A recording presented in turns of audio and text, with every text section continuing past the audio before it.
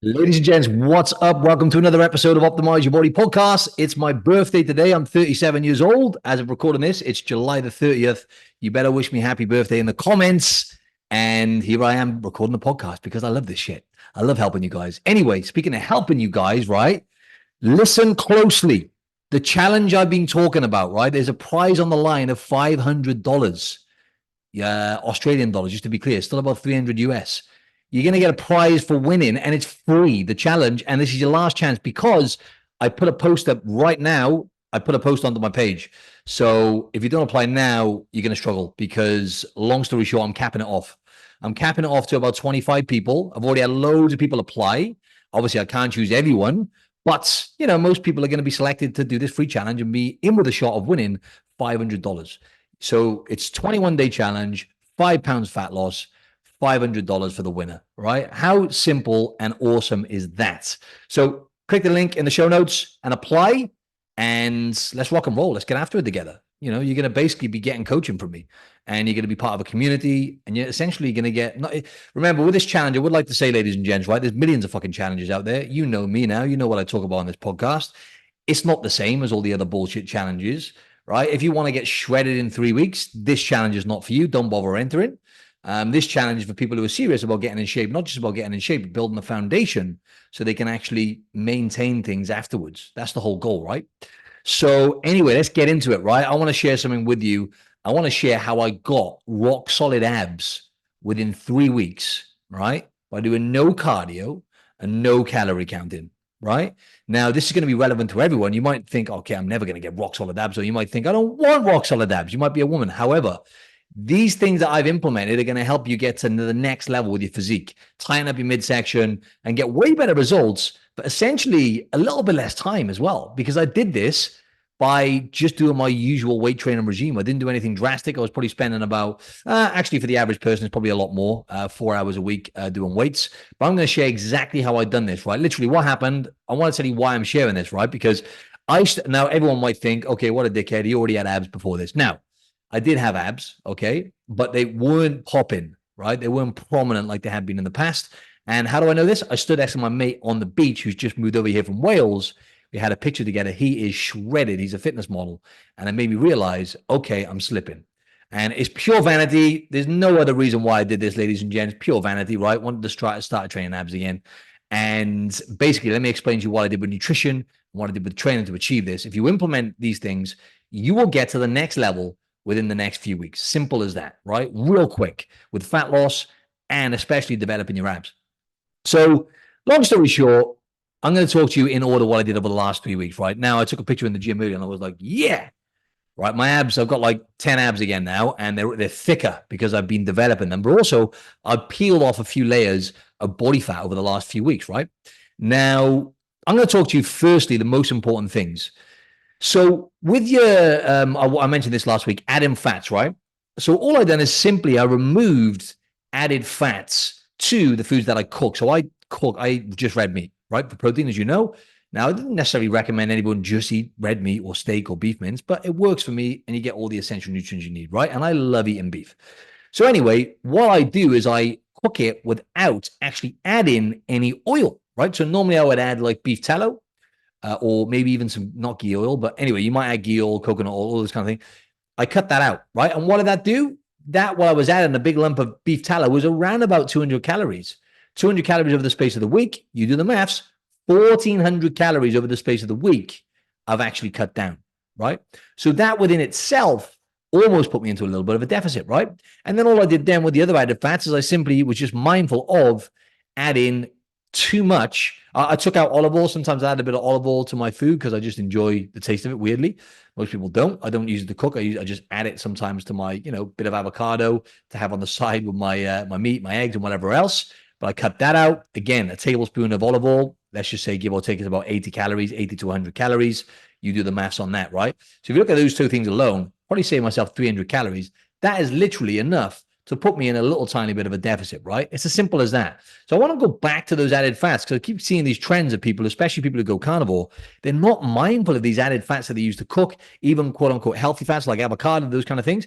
It adds up. And if you're not super razor sharp with eating whole foods all the time, the problem with most people is not just the added fats, it's the unaccounted snacks they have when they're not tracking food. It's the sugar and the carbs, which then make them eat more maybe on the weekends. And that compound effect of just eating way more calories essentially makes them fatter, right? So yes, carnivore does make you fatter if you're not mindful of these things, right? Simple as that. Keto as well makes you fatter if you add too much fat. Fat is where most of the calories are at, ladies and gents. Forget about carbs. Forget about that. It's the least of your worries, carbohydrates, right? Fats will make you fat if you have too many of them. Now, on the flip side, I'm going to talk to you anyway a bit more about that after this, but that's the one thing I did.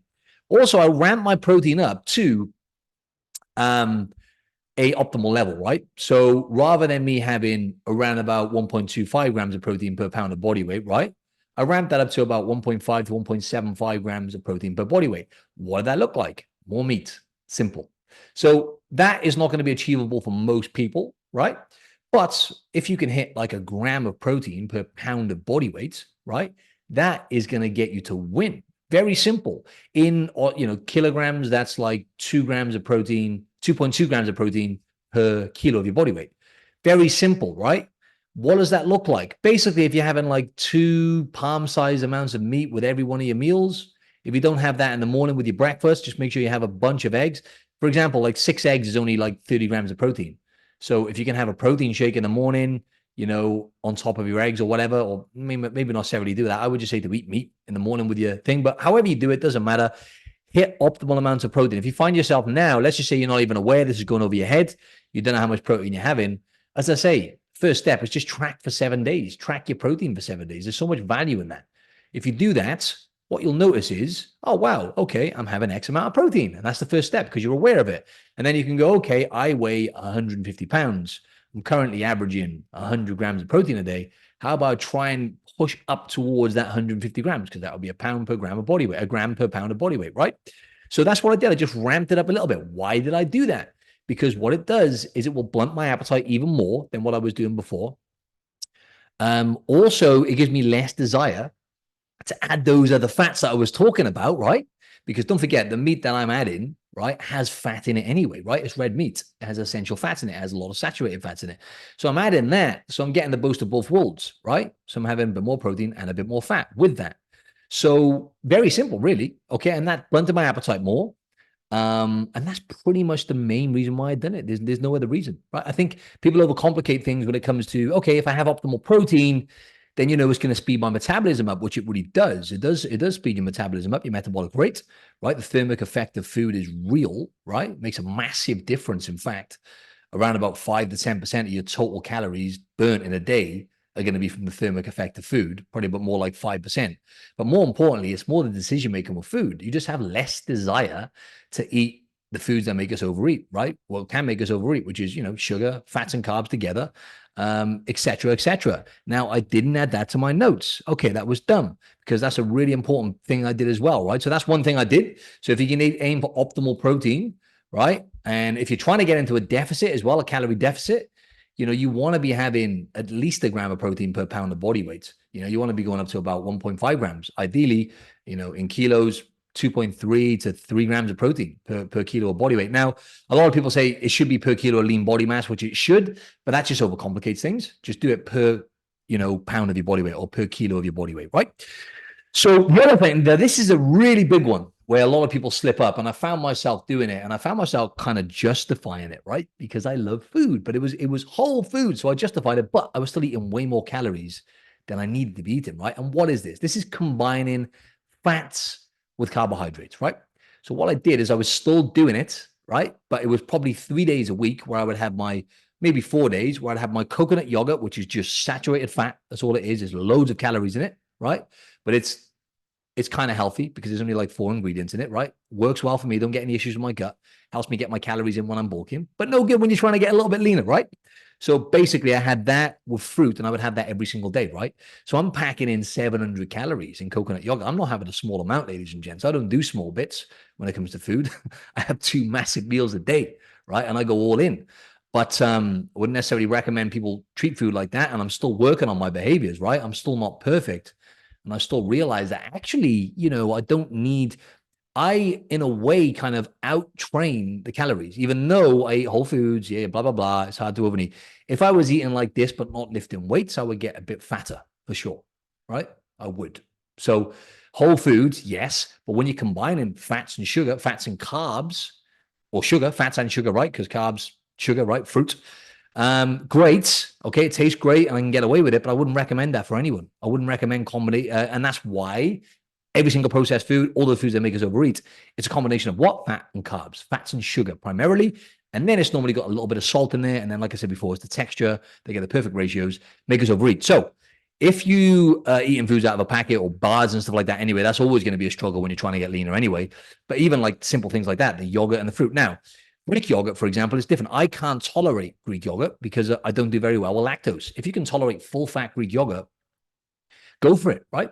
That's actually a good snack as well. Like, if you're hungry after your meal or whatever, or even a meal, have a bit of that. Obviously, again, fats, right? It's full fat. So there's a lot of calories in it, in full fat Greek yogurt. But unlike the coconut yogurt that I have, it actually has a decent hit of protein in it as well, right? So it's actually going to, keep you more satiated, I would argue. So you're having protein, fat, and carbs then, rather than just fat and carbs. So be mindful of that. No, your bars, your snacks, just avoid snacking, because what is a snack? Generally, it's not going to be beef jerky. Let's be honest. Most people are not snacking on beef jerky. Most of you listening to this, right? You're not snacking on beef jerky. Let's just say it how it is. You're snacking on shit. You're snacking on fats and sugar.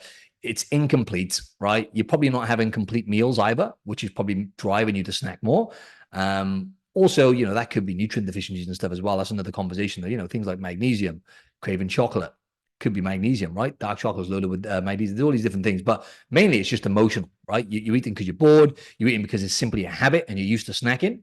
And you'd rather have your snacks and your treats and your sugar and your fat than you would having a proper complete meal. That's just the reality of it, right? That's most people. Oh, I need my snacks. What can I do for snack? And that's okay, right?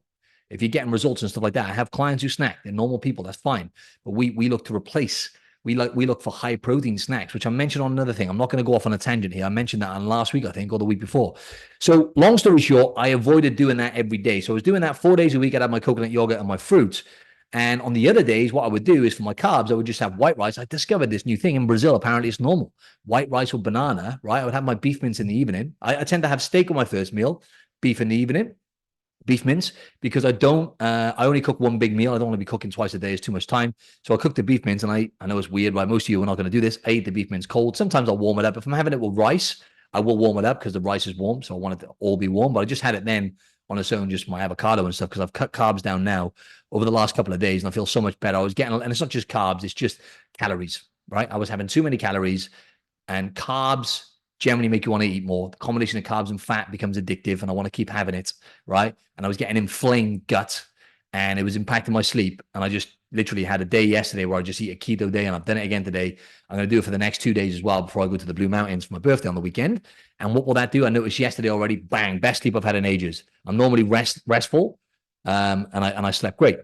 2, I way more energy. Just woke up with way more energy. And I'm not getting the bloating in my gut, and I just feel way better. You know what I mean? So going back to what I was saying anyway, because this is all relative, you want to be mindful of combining carbs and fats together, right? So your snacks, any snack you're having, anything which is processed, right? Bars, biscuits, cakes, ice cream. Okay, if you're having a little bit here and there, to use an example, the guy I stood next to on the beach, shredded, more shredded than me. Yes, bloody Messina ice cream. Messina is like a beautiful ice cream parlor around here. I see him having that like 3-4 times a week. But he's really mindful. He has high protein, he eats lean sources of meat, and he trains like an absolute savage, and he's shredded, right? So can you incorporate those foods? Yes, you can. But you got to have a really good relationship with food and be really aware. Not everyone is him, right? He's shredded. He's been training for like 2 decades. There's a lot going on there. But that's like another example of highly palatable foods, fat and sugar combined. They make you want to eat more. And what I found is I just got addicted to that mouth pleasure, right? I don't need that every single day. You don't need fruit every day. Fruit is sugar. You don't need it every day. It's really good, to just have some days where you just have like low sugar, high protein and fats. But I don't want anyone to go extreme with this, but be really mindful of that, right? Combining fats. So let me give you some more examples. So I would have the beef mince, the rice, and the banana together. Amazing. Maybe you don't want to try that. It's normal in Brazil, apparently. I'm like, oh my God, it's amazing. So we're just having rice and banana, right? Which is, yes, high in carbs. Yeah, banana's got like, 20, 30 grams of sugar.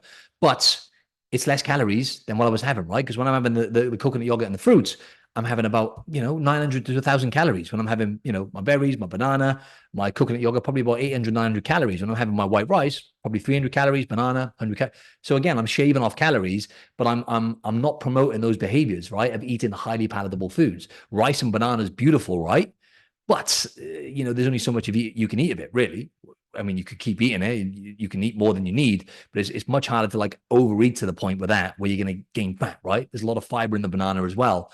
And it's just carbs. It's not a combination of carbs and fats, right? So be super, super mindful of that. So, if you can avoid doing that, like, okay, having a little bit of olive oil with your white rice and your steak, it's not quite the same. Yeah, there's fat because the olive oil is fat and the rice is carbs, but it's not the same as really sweet, even fruit with, those kind of things that I mentioned. Or forget about fruit. That's the least of your worries. It's the processed foods, the refined sugars, the bars that you might be thinking you're eating protein bars. Oh, I'm being really healthy. You're not. You want the mouth pleasure. Face it. You should be. Well, I'm not. You should be, but you're going to do better eating whole meat, right, and good quality sources of food rather than those things. So that was another thing I did. Very simple, right? So already within itself, with those things I've mentioned, I've created a calorie deficit. But more importantly, now I know for me, I'm in a position where I am already really lean, right? I'm not going to deny that. We're already in good shape and my abs were already pretty prominent, but I wasn't training them at all. So I went from not training them to training them really effectively and properly. Listen up, right? If you just do this one thing, you're going to develop your abs more. Now, if you've got a lot of body fat on your midsection to the point where, you're carrying a lot of body fat, quite excessive, you have no way you're ever going to see abs. You know yourself, right? If I say to you now, you go and train abs for 3 weeks, realistically, you're going to see your abs. Or have you got that much fat there where you got no chance? Fine if you haven't, but this helps you build them up and get them more prominent at higher body fat percentages within reason. But if you're relatively lean, you're probably going to make them more prominent, even if you don't lose fat. If you combine some of the nutrition things and do this, watch what happens, right? And by the way, I just like to say, I didn't do any cardio or count any calories, right? Nothing at all. This is just simple strategies that I've implemented. So how did I train abs? Well, I did. My favorite exercise and one of the best exercises, if you do it properly, is hanging leg raises for abs. Now, most people are, I find like not being sexist here, but let's be honest, most women are just not strong enough to hold themselves up there. Even some men, just holding yourself in that position with your arms locked out, raising your legs up. I've got a good video on my YouTube, actually. Go check it out. Show you how to do it properly, hanging leg raises. But that's the best exercise for abs, I would say, at the top three anyway. So all I did is I did that. And I threw in some Russian twists with a kettlebell, a rotational movement, right? Because rotational ab movement is going to develop your obliques, and it's just really functional movement because in day-to-day life, we're twisting around and turning, right? And that's how people actually end up injuring their back because they don't own those movements of rotation. Russian twist is kind of like overrated, I would say. I'd more recommend the cable rotation on a machine, on the pulley machine. If you're listening to the podcast here, I'm doing a little bit of a demonstration here. But arms extended, rotate round, right? Basically that's really, really good. That's the best one I would say for, the obliques and stuff, right? But I was doing Russian twist anyway, a little bit of Russian twist with heavy weights, and I was doing hanging leg raises, right? And what I was doing is the hanging leg raises, I was doing that twice a week. That's all. Twice a week. I went from doing 0 a week to twice a week, and I would do it, like say, I don't know, every 3 days. I would just do hanging leg raises, throw in some Russian twists. And then I started doing hanging leg raises and active plank, like a superset. Active plank, great exercise on my channel as well, I think. Amazing, underrated, really underrated. I've got a good one, but check out Mind Pump. If you can't find mine, shout out to Mind Pump. This is in the top 3 to 5 ab exercises, active plank. You never see anyone doing it. It's a bodyweight exercise. Unbelievable. Active plank. Check it out. So I was doing hanging leg raises into the active plank. And basically, like I say, I would just train abs like twice a week. So I did that. Hanging leg raises into Russian twist for a week or two, then hanging leg raises into active plank. And I would just do that twice a week. Done, right? And then on the second or third week, then recently I just started doing sit-ups, just body weight sit-ups, or using the plate as well. I progressed to using the plate for weights, slow reps. If you're not going to train abs properly, my friend, then I just wouldn't bother wasting your time. Like if you're not going to focus on technique, it's the hardest muscle group to really connect to. So that's why I would say to look at my videos that I've got on YouTube. You can type in these exercises. If you can't find them, just really have a look so you know what you're doing. But doing a slow sit-up, a perfect sit-up, 90% of people just don't do them properly. Do it with your body weight.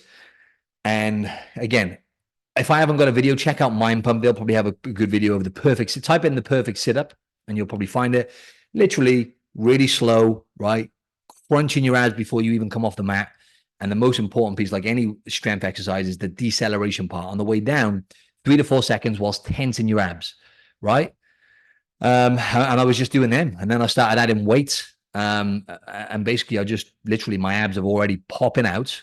And my abs are just rock solid. They literally transformed in 6 weeks, right? So just from implementing these things.